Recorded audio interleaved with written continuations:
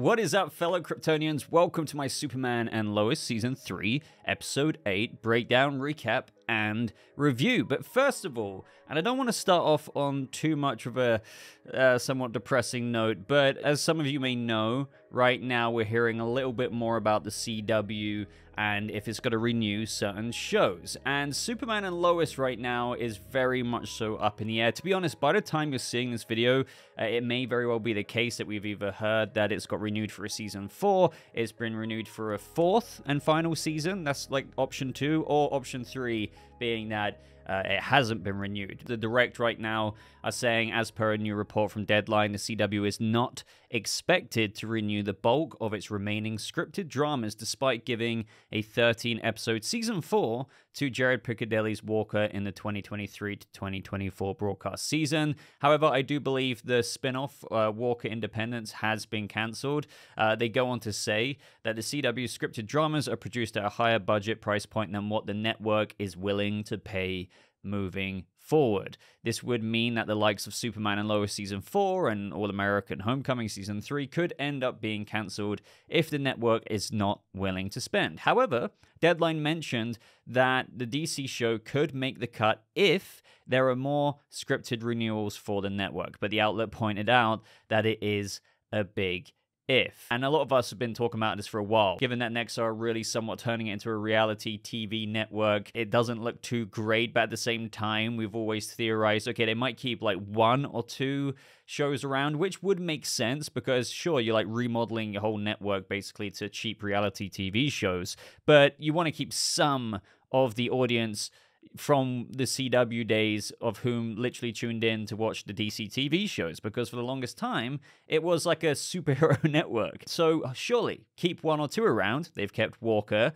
but Superman and Lois, you know, we've also got Gotham Knights. If they're not going to renew too many, well, then obviously the remaining shows waiting for this renewal are contending for that spot. And Superman and Lois, I imagine, isn't a very, very cheap show to make. So I don't know. I just wanted to keep you in the loop there. Again, by the time you're watching this review, maybe we've heard more about it. But as for today's episode, let's put that behind us. I really enjoyed it. There's a few storylines that I really like that we're going to get into, and also the Lex Luthor foreshadowing of what we've talked about in the previous week's episode. I was like, okay, maybe certain things went down with Mannheim and Luthor, and the way he ended up in jail may have not actually been, you know, what people think it is. And low-key, that is what we found out this episode. So let's go over the events of this episode. Go ahead and give this video a like if you do go on to enjoy it. I'd really appreciate that. It means a lot. It helps spread this video out there a little bit more on the algorithm.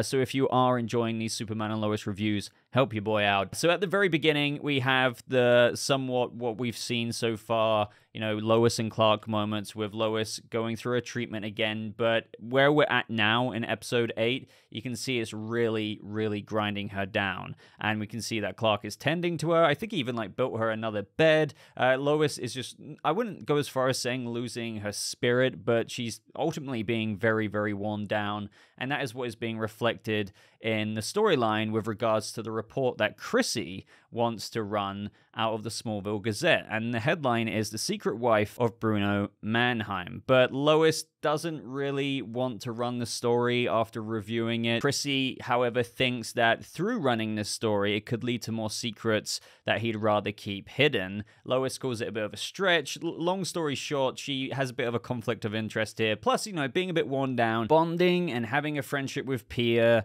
And to be fair, like, I do agree with Lois in one way. Publishing this story out of the Smallville Gazette about, oh, Bruno Mannheim's got a secret wife, it does come across a little bit more gossipy than what she really wanted to nail him for with all the intergang stuff and, for example, all of the stuff that she learned from the Argus files later on in the episode. But Chrissy and Clark do make good points in how you never know what other secrets this might shake loose. For example, if people looked closer at Clark, they'd find out who he is, they'd find out who Jordan is, and that Jordan's got powers. So that is the main motive, right? But Lois, at this point, is just like really starting to resign herself to the Mannheim case in general. So as a result of this, Clark wants to dig a little bit deeper into Peia and her past. So he flies Chrissy to Metropolis, and they interview one of the ladies who gets treatment with Peia and Lois, but they didn't really find anything particularly shady about her, so they almost gave up on, even publishing the story in the first place.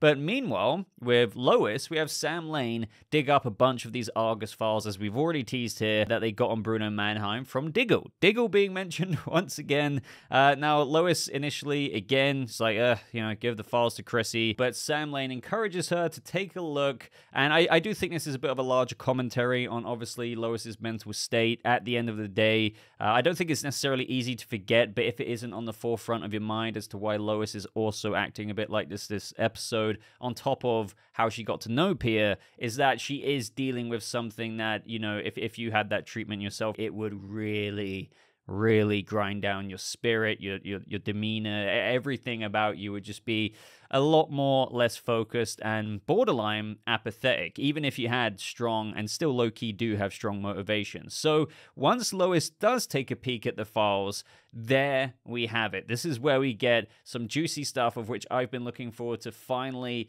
getting a bit more into, and that is with regards to some of the files are just weeks after Lex Luthor killed Boss Moxie. But as we know from the flashbacks at the end of last episode, that was Peia and Mannheim. Like, she unleashed her powers and it wiped all of the 86ers out, including Boss Moxie himself. So as soon as this started happening, it was going back to my theory, which I don't think I was alone in, by the way. I'm not trying to say this is my theory. I just felt like it was obvious that they were planting the seeds with Lex Luthor back in a day, with Bruno mentioning fighting over territory, this, that, and the other, that something like that being shown in a flashback has to do with him ending up in prison. And lo and behold, that is exactly how things turned out to be. One thing I wanted to address, and I think this is totally right, but I'm waiting to see, I'm going to give the benefit of the doubt to the show to see if they do come out with an answer for this. And I should have mentioned this because I was thinking it in my review or when I was watching the episode last week, but I totally forgot to mention it.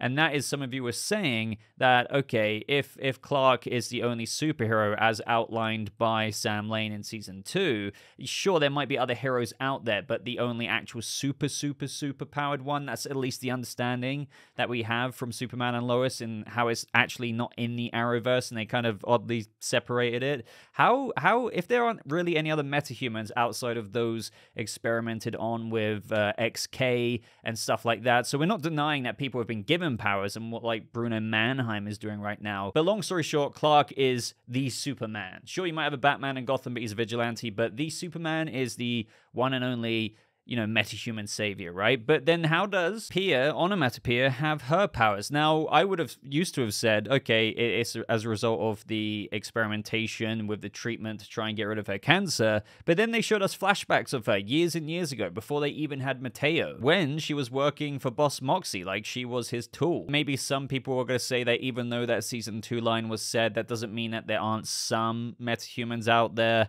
Maybe. As I said, I'm going to wait to see if they get into a little bit more of an answer there in how there are other metas in the world. I don't know. They haven't answered it. And from what we understand, it kind of implies to go against what we've known about powered people in the world, in the fact that Onomatopoeia has been powered for like years and years and years and years and years. At least a good 15 years, because that's probably how old Matteo is. Now, up next with Jonathan's storyline, this was an interesting one between the brothers, and it's actually bleeding out into much bigger things. So he turns up to work with a bunch of coffees, and Carl gives him a bit of a spook, but it was a bit of a play because he's offering Jonathan his own position in the firefighting program. And then this is when we jump forward to a fire in Smallville, and Jonathan asks if he can go along, but Carl's like, okay, he's a bit worried about it, but he's like, watch and observe only. Because it is no joke. If you have a young kid wanting to play a bit of hero in one moment, they could get themselves killed. This is when Jordan, in Superboy mode, flies into the Smallville fire, and he pulls somebody out, and he thinks that he's inhaled too much smoke, and he tells Jonathan that, and then he flies off. So then we have Jonathan left with the guy's body. I assume he's still alive, but like Kyle rushes out, and the way it looks is that we've had a young Jonathan, newly in this position, told to watch and observe, go into the building, actually burst open the door, because that's what Superboy did. So, Kyle, not knowing anything about the Kryptonian family, thinks, this kid literally did this, didn't listen to me, could have got himself killed. That is a liability. I can completely understand Carl's perspective. And as a result, after this, we have him giving him a lecture, and with what Jonathan says, it's kind of like, what, so you lying to me now? There's no other way this body could have got out of here, and there's no other way that this door could have opened unless you went in there. But to be fair,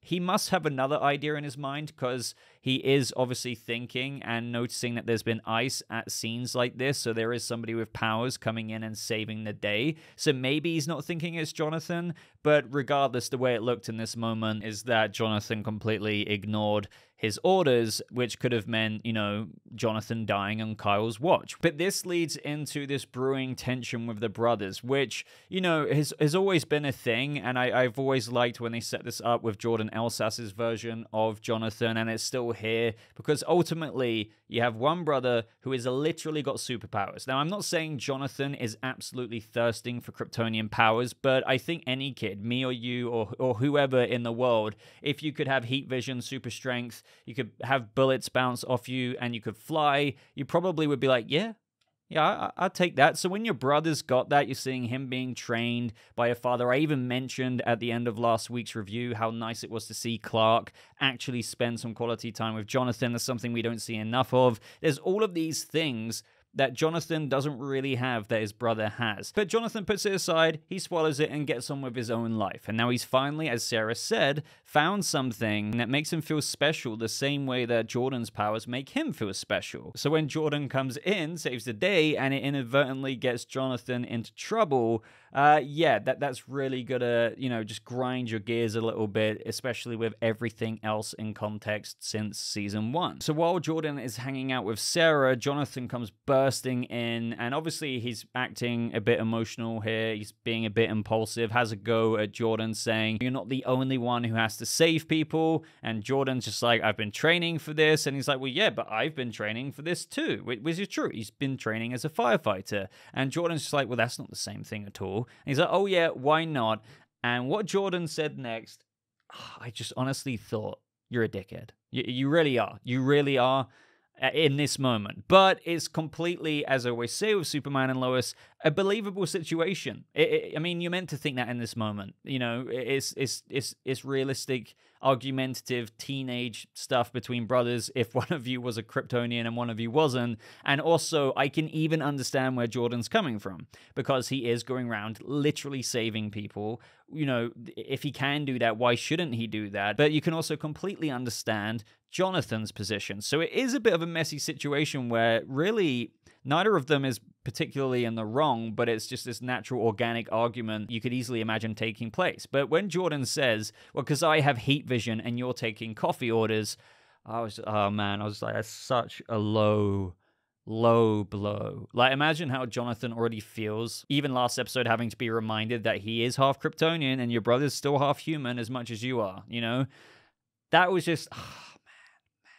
But as I said, I do want to make it known that if you were Jordan and your brother just came in having an absolute go at you, you don't really know the full context right now, and all you did was save someone, and you're doing what you can do with your powers, you would also feel a bit like attacked for like, okay, what's going on? Screw you. Like, you're just taking coffee orders. I'm actually saving some. So again, I do like how there are different point of views in this situation between the brothers. Obviously, we're only human when we're in arguments like that, and when we get angry, you can say pretty damn stupid things. I don't think this speaks to a larger thing of how Jordan has a massive ego and he thinks that his brother is less than him because he said this comment. Again, we all say hurtful things in situations like this. Now up next, we have Chrissy and Clark fly back to the Smallville Gazette, and Lois just wanted a bigger space to look at the files, and this is where they put all of the dots together. So they go over the people who died on the night of Boss Moxie dying and all his 86ers or whatever, and even though there was,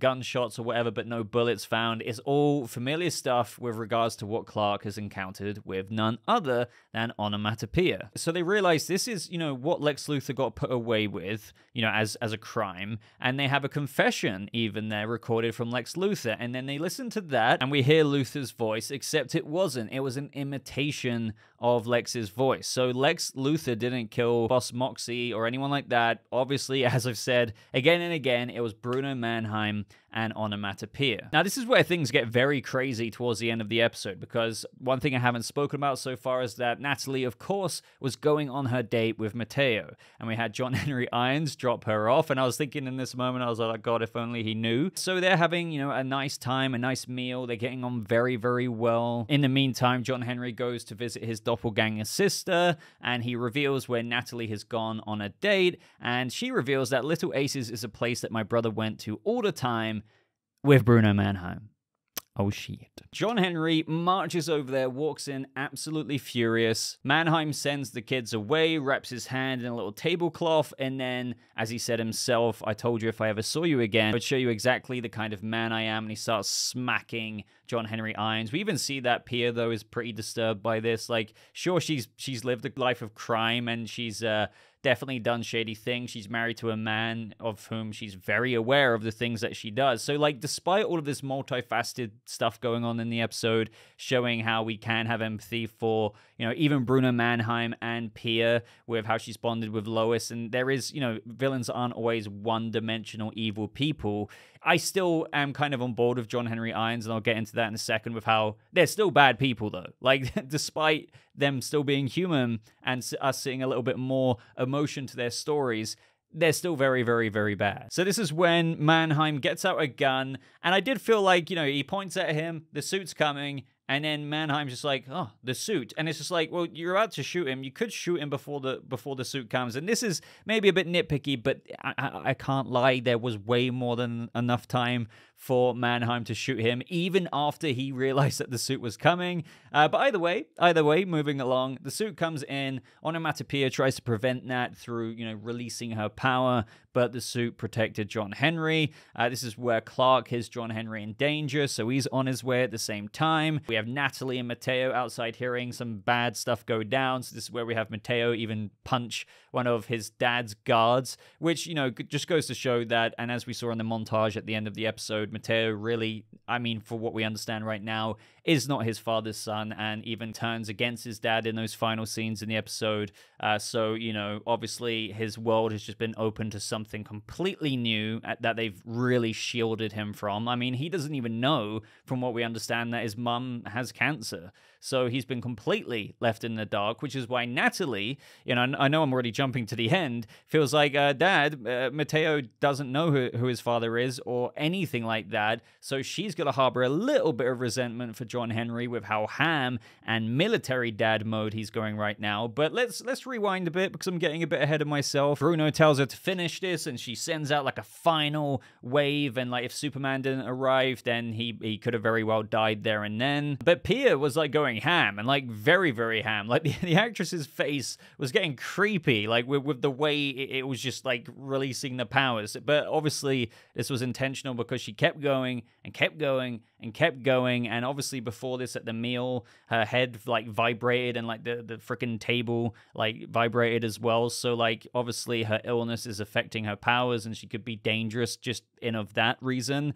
So with her using her powers here, it looks like all of her juice was being spent, and I think her heart ended up stopping in this moment, which is why Clark had to race her to hospital, which put Bruno in an interesting position, because obviously he has to rely on Superman. But now Peia has been taken care of. I guess she got resuscitated, and she now has a spot in the DOD. So she's been taken care of there, but they're keeping her behind like a shield wall, and this is like the interesting thing that I wanted to revisit. Clark asks if it's even necessary, and I thought, but come on, like I know, Clark, you have a lot of compassion even for your villains, but and maybe there is an aspect to this which, you know, it is valid, because even though Peia has been doing bad things, maybe she wouldn't literally like walk out of there if the shields weren't up and completely kill everyone. You know, that would just lead her to a road of certain death, like the military will go after her. So maybe it isn't absolutely necessary, but it doesn't negate the person she is, the actions that she's condoned from what her husband has done. So when John Henry said, that woman almost killed me, not to mention all the damage she's done in Hobbs Bay, so yeah, I think it's more than necessary, I'm kind of with him. And I know Clark says, you know, she still has cancer and it spreads, she doesn't have much time left. as John Henry said again here, she's a murderer. I get that Lois may have bonded with her during her treatments, but she's still a bad person. Yeah, I'm sorry, Superman. He's kind of right. And from the promo, it seems that Clark kind of still continues down this road, with him even saying, you're keeping a husband from a dying wife because, next episode she's still going to be behind that shield and Bruno can't see her in her obviously final days because her cancer treatment hasn't been successful. I get it. I get both sides here. He's saying maybe if she's gonna kind of die anyway, and I know she's done all this stuff, should we really keep Bruno Mannheim from seeing her? Not to mention Matteo. I do have empathy for that situation, but maybe they could just bring in Mannheim to the DoD facility. I don't know. It is a complicated situation because the way John Henry is looking at it here, and probably into next episode with that quote that Clark just said about keeping a husband from a dying wife, he's like, nope, I don't care. We're keeping her here. That is that. Screw Mannheim, screw Peia. I don't care that they can't see each other. So I do see how he's got complete and utter conviction here and isn't really having thoughts about how these could be her final days. So it's another weird thing, but what I appreciate Superman and Lois for is I kind of see both sides of the situation. The way I would kind of handle it is I would just give access to Bruno Mannheim and Matteo to go visit Peia at the DoD facility, because then it's fair enough. She's being contained for her crimes and everything, but they also get to see her in her final days. I don't know. What do you guys think of this situation? Because clearly Clark is maybe you should release her in her final days. Meanwhile, back at the Kent farm, we have Jordan apologize to Jonathan, but this is where a new storyline opens up because Jonathan reveals that Kyle and the firefighters found ice in the store. And it's not the first time that something like this has happened. Kyle thinks that someone with powers has put out the fire. So congrats, Superboy. They're on to you.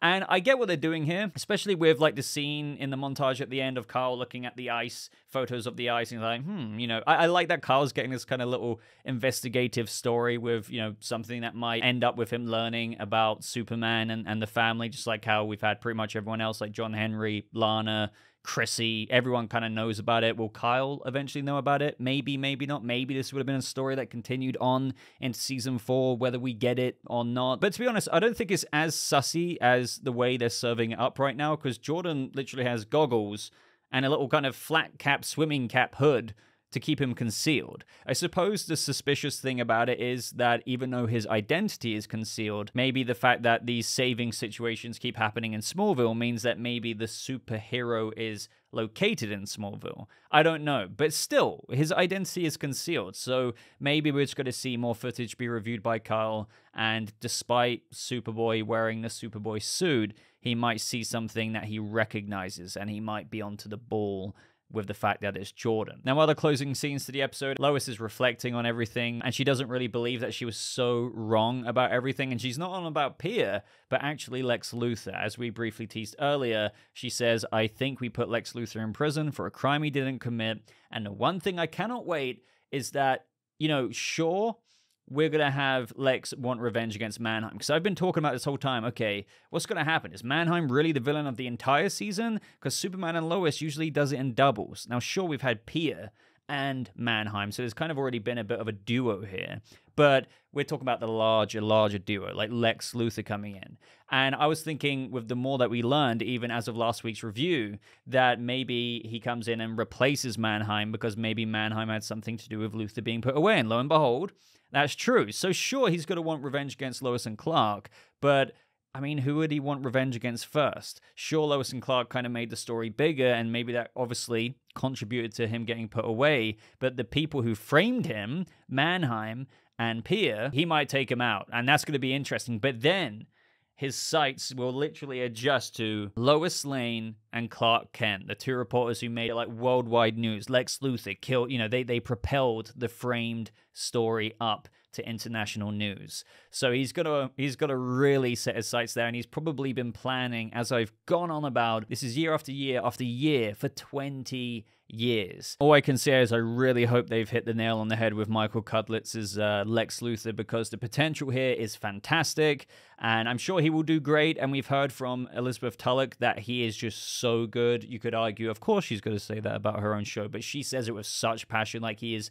so good, she kept saying it like that. So Oh man, I am really excited for Michael Cudlitz coming in the show as Lex Luthor, with the fact that he's been put away falsely for 20 years, and he's got at least 4 people in his sights. Bruno Mannheim, his wife, Clark Kent, and Lois Lane. Man, oh man, I could keep going on about this all day. And then the very, very final scene of the episode, I believe, was the Bizarro Superman having something injected into his neck, probably Superman's blood plus all the weird stuff that they're doing, and he opens his eyes. So that reminds me, I mean, we know he's been cooking in the background, and he's gonna pop up in some like crazy way. But it reminds me, not only do we have Lex coming in, how's Bizarro Superman fitting into all of this? Now, there are lots of theories out there with how he could turn into a much bigger comic book crazy villain. But still, like, even with all that acknowledged, like, say what you will there, how's that coming in with regards to Lex Luthor coming in and all this other stuff that's going on? It's crazy. I really do feel like this season and what they've been writing and planning for all the threats has just been so well thought out. Like, they've got a lot of content for us that isn't just like, you know, when I compare this to Ali Alston, like, Bizarro was great, by the way, and I think Lieutenant General Anderson was pretty interesting up until a point, but still, when I compare it, and when you see what we've got in stock over here for Season 3 and in stock for Season 2, this is like the gold mine, and this is kind of like silver over here in Season 2. And so I'm really looking forward to see where things go with that. Once again, thoroughly enjoyed the episode. Got a couple of nitpicks, of course, as always. Let me know what you think as well about Peia and the meta-human aspects there. But overall, what did you think of this episode? As you can tell, I'm really enjoying myself. What was your favorite moment? Do you have any theories with regards to Lex Luthor and how he will come back in? Who he'll try and take out first? You have to think it'll be Mannheim, but then actually, you know, there's repercussions from that. If Mannheim dies and Peia dies, what happens to Matteo? There's a lot of things. There's so many things. Bizarro Superman. How is he going to come into it? Quite a rambly review once again. I hope you enjoyed it. If you did, I'd really appreciate you hitting that thumbs up button. It takes 2 seconds. Really helps grow these videos out there. So if you take 2 seconds to do that, I just really, really, really do appreciate you. If you're brand new here, do consider subscribing for more videos like this, news updates, news breakdowns on the wider DC universe, and all kinds of other things. So do check those videos out as well, and my Guardians of the Galaxy review from the other day. But until next time, guys, I'm going to love you and leave you. So thank you so much for watching. I hope you all have a lovely rest of your day, and I'll see you Kryptonians in the next video. Goodbye.